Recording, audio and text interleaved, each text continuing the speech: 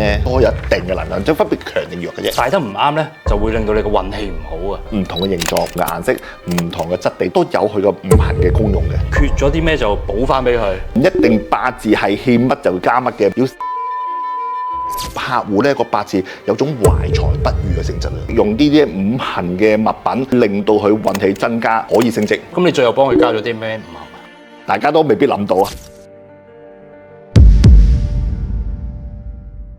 Hello， 大家好，歡迎嚟到振鴻師傅嘅頻道，我係阿佬。話說咧，我上個禮拜同朋友去行街，咁就去睇啲珠寶首飾咁樣嘅嘢啦。但係我個朋友咧，佢係屬於能量派別嘅，佢咧就話：呢啲嘢唔可以亂買，呢啲嘢唔可以亂戴，戴得唔啱咧，就會令到你個運氣唔好啊。所以其實我非常之困惑，就算有錢都唔敢買住。所以我又好想聽下你術數派別嘅師傅究竟係點睇呢一回事啊？花花草草也好，金銀珠寶也好，咁啊而家使你身邊嘅物品都好咧，都有一定嘅能量，即係分別強定弱嘅啫。物品咧，我都係認同佢有能量同埋有一個術數上嘅功用嘅，即係正等於我會幫客睇風水嘅時候咧，我都會教啲客喺屋企擺風水，擺啲咩形狀嘅物品啊？譬如擺啲花樽，花樽係圓形地肥嘟嘟咁樣，好似金啦，就對於嗰個宅主嚟講，五行嚟講咧，個金有個幫助。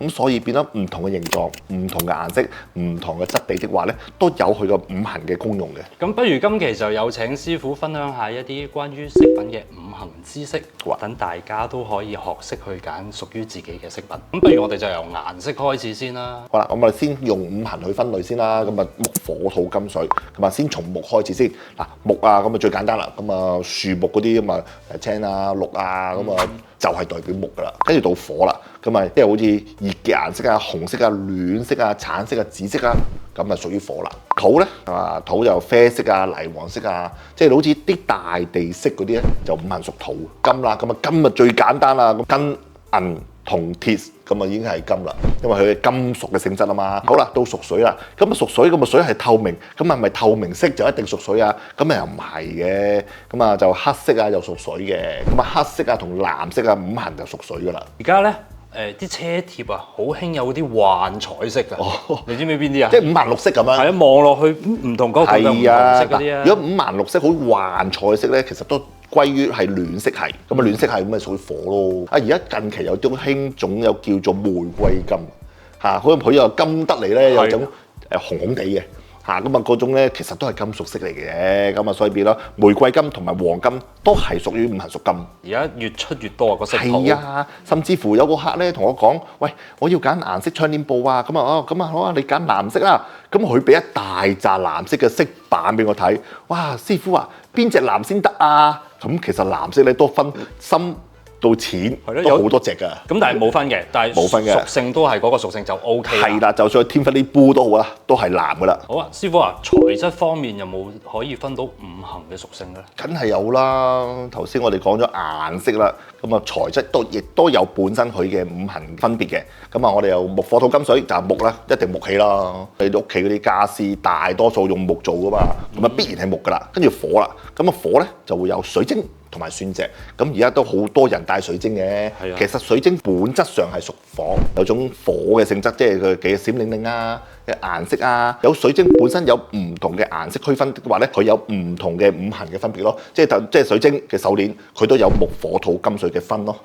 再細分落去，再細分嘅，咁啊鑽石就冇啦，咁啊鑽石都係即係一個鑽石用幾多卡嚟分？幾多卡分啦，係啦，咁啊但係鑽石都屬火嘅，幾多火幾多火啊？係啊，好似你買俾女朋友買幾多火，就係睇你買幾多火，就睇你個荷包嘅實力啦。咁啊到金啦嚇，金啊金銀銅鐵啦，頭先都講咗啦，咁啊呢啲屬於五行屬金嘅。咁啊另外土啦，咁啊土啊玉石啦嚇，玉器啦，翡翠啦。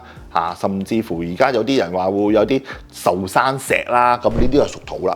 你真係完全解開咗我好多疑問，因為我最初以為都係礦物啫，翡翠同水晶會唔會大家都係喺地下低落上嚟，大家上到又唔係嘅，因為想佢點樣去形成去區分咯。咁水咧，水最後啦，水嘅五行飾物啦。你諗下，有啲女士們中意呢啲手鏈啊、頸鏈啊，有啲手頸鏈好大串嘅，但係咧佢係喺水下低啲貝殼打撈上嚟嘅珍珠，係啊，珍珠啊，係啦，珍珠係喺個水裏邊撈上嚟嘅，咁啊，所以珍珠係五行屬水嘅。哇！呢個真係完全唔知，大家都未必諗到啊！好多客揾我咧，都算命嘅時候咧，都問我：我要需要補咩五行啊？咁啊，你知啊，女士們要靚啊嘛，咁補五行咧，梗係補啱佢嘅五行物啦。即係例如，我有個客佢要補水嘅，個五行咧水比較多啲，旺佢嘅，咁啊帶啲珍珠咯，戴珍珠耳環啊，細細粒又靚，翻工又方便，你話幾好咧？所以師傅佢係帶啱咗佢八字入邊所需要嘅嘢，就有助幫助到佢嘅運氣啊！係啊，仲有冇啲其他例子可以分享下？有啊。曾經有個客咧，幾年前揾我算命，咁咧我已經講咗命格，你係做啲高層嘅喎，同埋個權力都幾大，而且就係睇好多人嘅喎。佢話係啊，我係某一間美國上市公司嘅 HR，已經好高級嘅咯喎，高管啦，高管啊，但係佢都話我係足高喎，但係硬係去到嗰個 block 嗰邊咧就入唔到。咁佢話已經做咗好多年啦，同埋一路咯個上司咧撳住佢，唔俾佢升，因為佢再升咧就同佢嘅上司咧平起平坐啦，因為我個客戶呢個女仔啦，咁啊佢咁叻，佢又再升，同個上司平起平坐，個上司記唔記佢咧？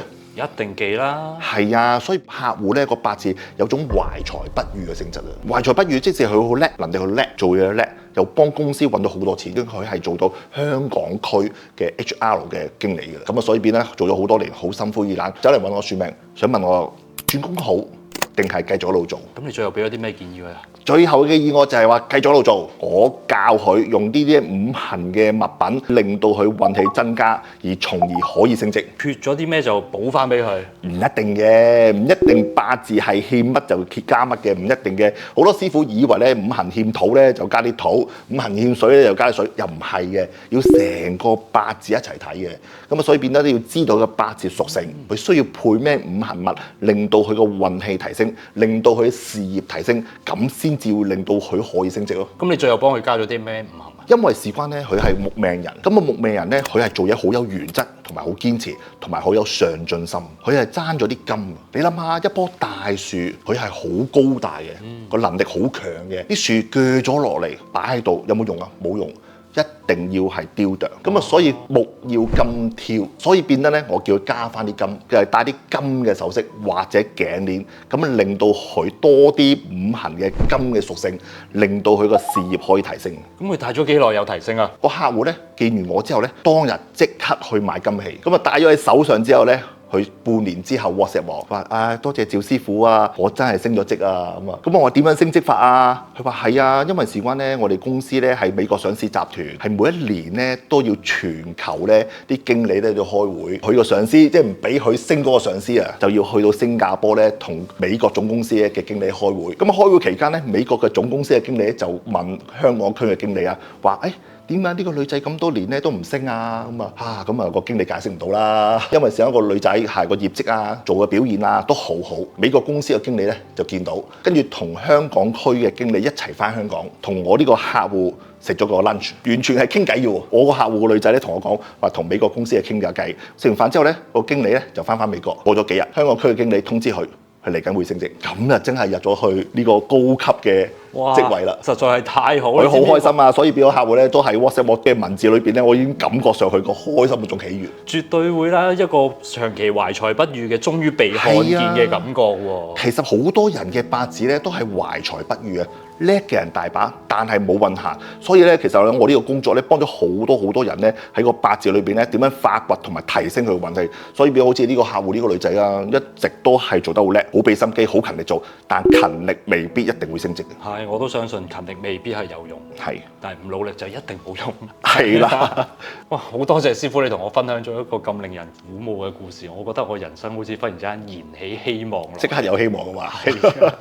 如果咁多位觀眾有啲咩故事想分享，不妨喺留言區度留言。最緊要嘅嘢係記得 follow 同埋 subscribe 我哋嘅 channel，繼續支持振鴻師傅。係，好啦，咁我哋下期再見咯。OK，拜拜。